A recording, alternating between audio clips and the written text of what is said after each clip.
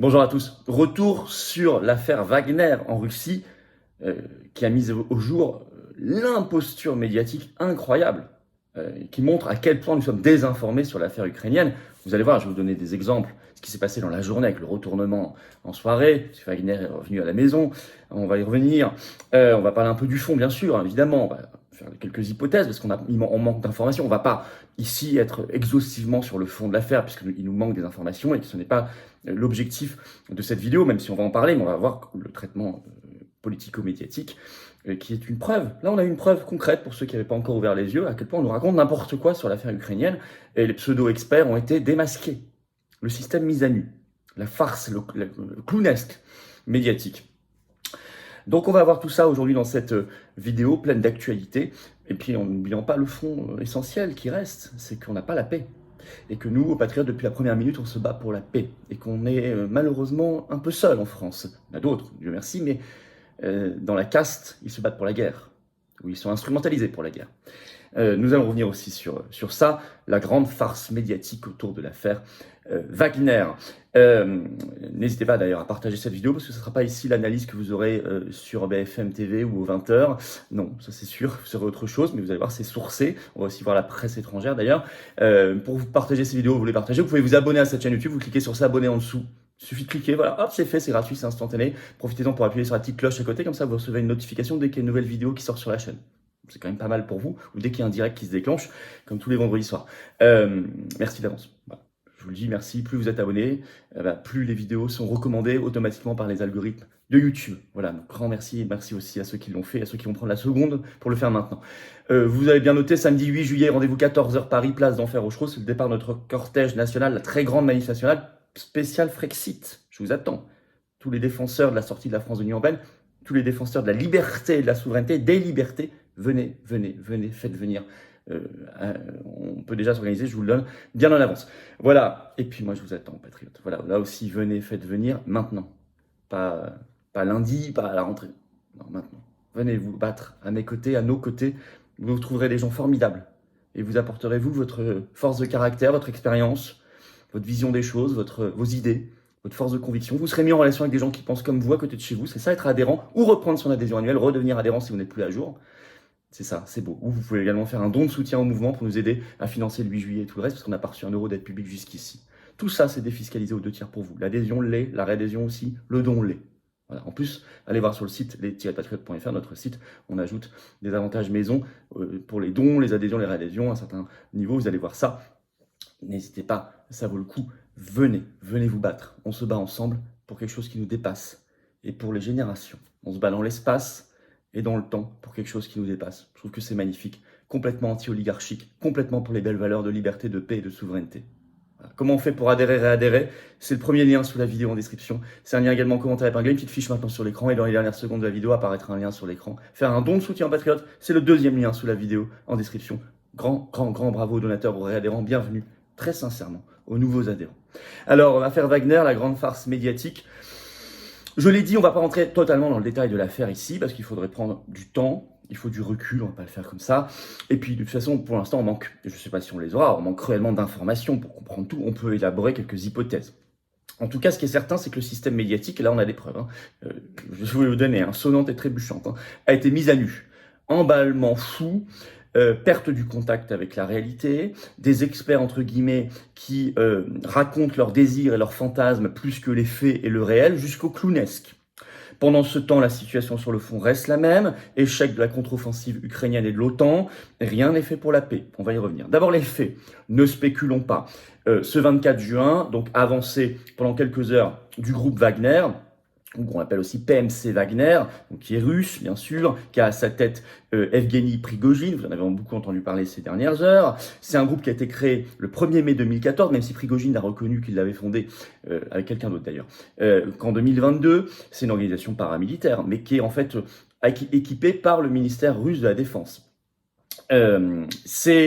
Prigojine est à la base un homme d'affaires proche de Poutine, donc tout ça est plus compliqué parfois que ce qu'on vous présente. Il y a eu une vraie avancée, il y a eu 6 hélicoptères russes qui ont été détruits par Wagner dans la journée, ça a été reconnu par la Russie officiellement, et c'était une colonne d'environ 170 véhicules qui avançait, qui avait pris Rostov, donc le QG de l'armée russe pour les affaires en Ukraine, et qui avançait vers Moscou à un moment. Alors, Wagner dit on a 25 000 hommes, dans les colonnes il y avait en fait que 5 à 7 000 hommes, à peu près, et vous savez que finalement, il y a eu un rétropédalage le soir, on va y revenir. Alors, première grande erreur de traitement médiatique, mais volontaire en fait, où les gens voient leur fantasme plus que le réel, ce qui est dommage de la part d'experts autoproclamés, c'est que Prigojine en voulait, on le sait depuis des mois, il en veut au ministre russe de la Défense, Sergei Shoigu, et il en veut au chef d'état-major des armées russes, Valery Gerasimov. Ça, c'est certain. Il estime qu'ils ne sont pas assez équipés, pas pris suffisamment considérés, que l'armée russe s'attribue des victoires qui sont en fait les leurs, etc. etc. Bon. Mais il ne voulait pas renverser Poutine.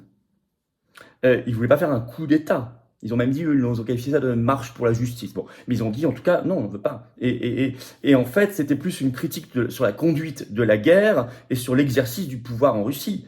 Mais c'était pas un coup d'État. Or, vous allez voir, toute la journée, les experts, les médias ont parlé de coup d'État.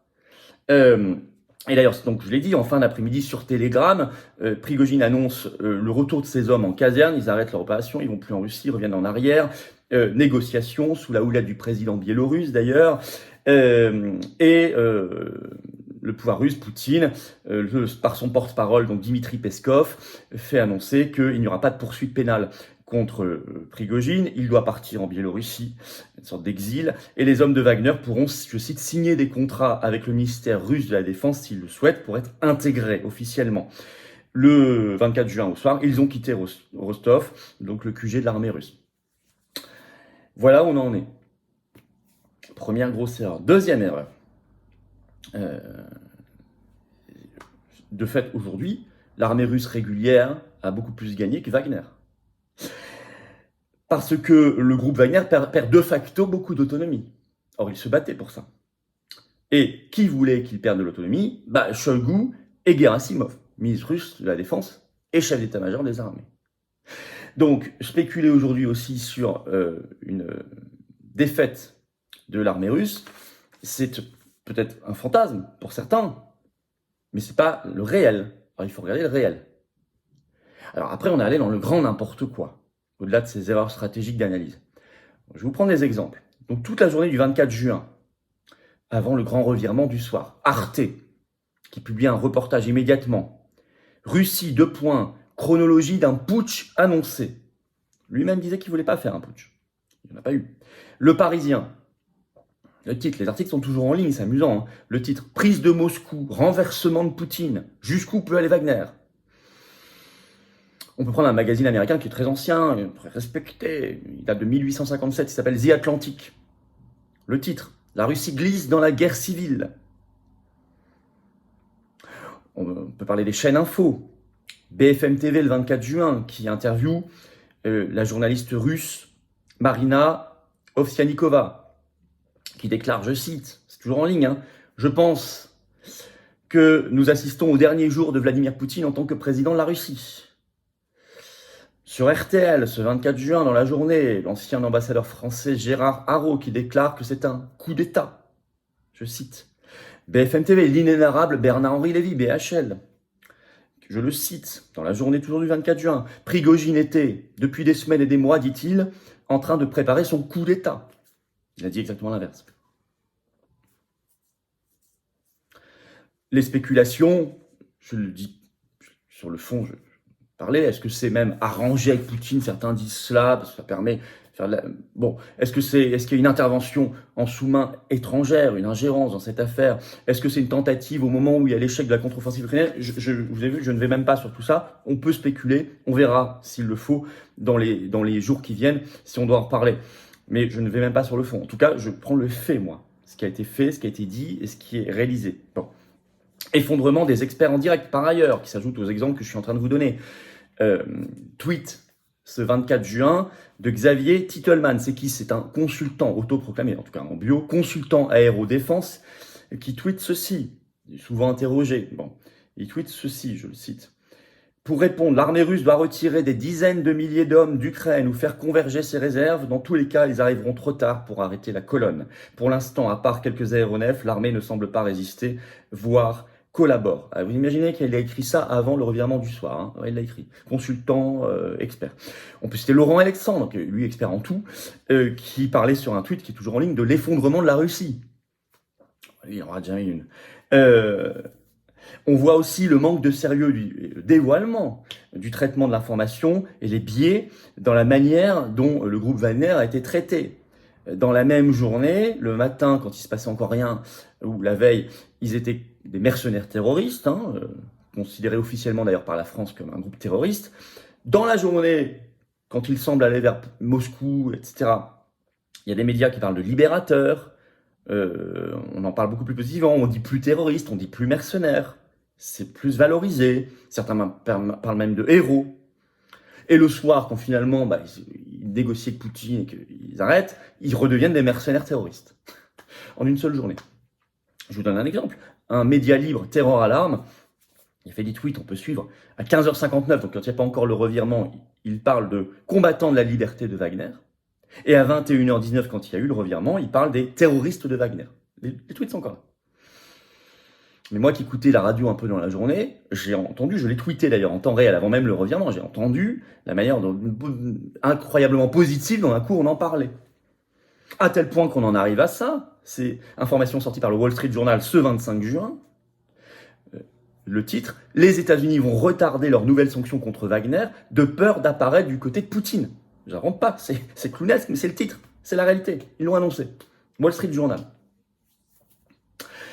Écoutez, je vous ai même pas donné tous les exemples, on peut en trouver d'autres, vous en trouverez d'autres, vous les mettrez peut-être en commentaire aussi incroyable. En conclusion, l'élément essentiel quand même, et le Monde d'ailleurs le rappelle ce 25 juin, le titre « Sur le front, la guerre ne s'est pas arrêtée ». Ça n'a rien changé d'ailleurs dans les rapports de force, tous ceux qui spéculaient par ailleurs, c'est toujours l'échec total de la contre-offensive de l'OTAN portée par l'Ukraine de Zelensky. Cette stratégie folle ne mène qu'à la guerre, l'entretien de la guerre, le malheur du peuple ukrainien, le malheur du peuple russe, le malheur de tous les peuples qui s'appauvrissent par ailleurs, dont la France, pour ça, et ça ne sert à rien, et ça fait 1 an et demi, et ça n'est pas la paix. Donc cette stratégie est folle, elle est voulue par certains, elle est subie par d'autres parce qu'ils sont trop soumis, mais en tout cas, il faut la changer. Il faut évidemment aller vers la réalité, les négociations et la paix. Bon, et reprendre tout le passif de ce qui se passe là-bas depuis les années 90, 2000, Minsk, 2014 aussi, et puis depuis 2022 bien sûr. Un élément de réflexion, avoir une milice privée style Wagner, c'est toujours un risque à terme pour un État. Ça c'est évident. Toujours un risque. Vous savez, un mercenaire, au bout d'un moment, à moins qu'il ait vraiment la foi patriotique solidement ancrée, il obéit à celui qui le paye le plus. Faut faire attention. Donc, déstabilisation possible par l'étranger, etc. Une milice, c'est un souci pour un État. Les médias, donc je le dis, ont été mis à nu. Je vais finir par cette image. Le Monde, avant le revirement du soir, a publié un éditorial dans la journée du 24 juin, qui est toujours en ligne, le titre « La mise à nu de la Russie de Poutine », où il parle de quasi-effondrement, coup d'État, etc. Et bien moi je dis la mise à nu des médias. Voilà, la mise à nu des experts, autoproclamés. Voilà ce qu'on a vu, réellement. Et tout ça ne sert pas à la paix. Et nous, on se bat pour la paix aux patriotes. Voilà. Et si vous voulez vous battre avec nous, partagez cette vidéo, abonnez-vous à cette chaîne YouTube, vous cliquez sur s'abonner en dessous, c'est fait, c'est gratuit, c'est instantané. Rejoignez-nous aux patriotes. Ça, c'est un facteur de paix. Ça, c'est un facteur de souveraineté, de libération. Ça, c'est un facteur de liberté, de justice, de dignité, de combat pour l'humanité, pour la France éternelle. Voilà, pour les générations qui viennent. C'est ça, les patriotes. C'est un groupe, c'est un mouvement politique indépendant, qui n'a pas reçu 1 euro d'aide publique jusqu'ici, qui n'a pas d'aide des banques, anti-oligarchique, de résistance authentique. Venez, vous réadhérez, vous faites un don de soutien si vous pouvez. Tout est défiscalisé au 2 tiers pour vous, plus les avantages qu'on ajoute qui sont explicités sur notre site. Allez voir. Amusez-vous, baladez-vous. C'est intéressant. Mais venez, pas demain. Le combat, vous voyez bien, il est maintenant. Le combat pour la vérité aussi. Ça fait partie de nos belles valeurs, la vérité. Je vous attends. Comment on fait pour réadhérer? C'est le premier lien sous la vidéo en description. C'est un lien également en commentaire épinglé. Et c'est dans quelques secondes un lien qui apparaît sur l'écran. Vous choisissez. Faire un don de soutien patriote, c'est le 2e lien sous la vidéo en description. C'est tout simple. Voilà. Bravo aux réadhérents, aux donateurs. Bienvenue aux nouveaux adhérents patriotes. Vive la France.